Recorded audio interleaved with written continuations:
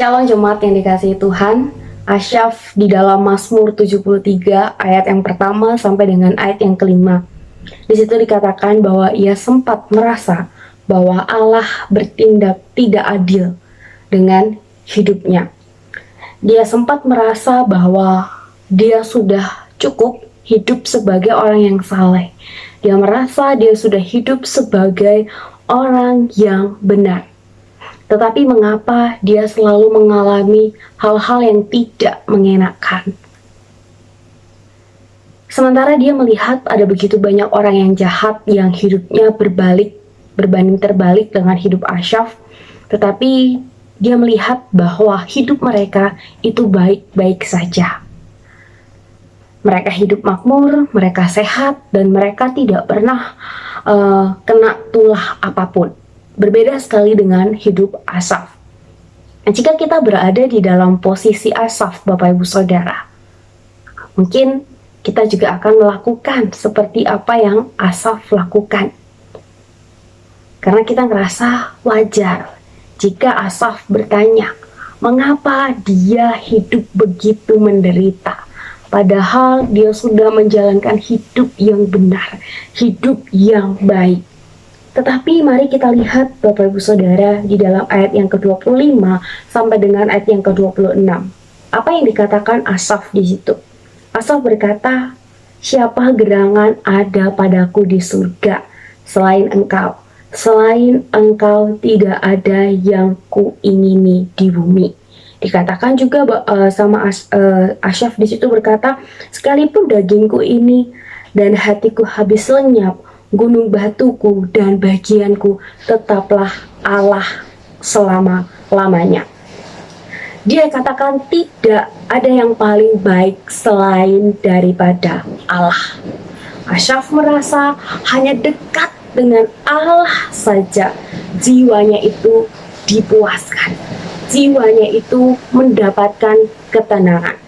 Sebab sesungguhnya siapa yang jauh daripadamu akan binasa.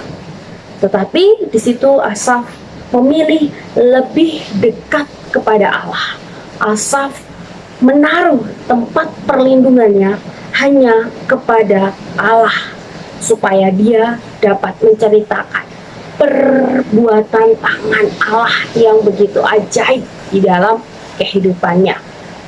Bapak Ibu Saudara, di sini ketika Asaf sadar akan tujuan hidupnya, ketika Asaf sadar bahwa tujuan hidupnya adalah menikmati Allah untuk selama-lamanya, maka Asaf dapat berbahagia sekalipun keadaannya sedang tidak baik-baik saja. Asaf puas dengan hidupnya karena dia memiliki Allah. Karena yang terpenting dalam hidup Asaf adalah Allah. Sudahkah kepuasan ini kita miliki, Bapak Ibu Saudara?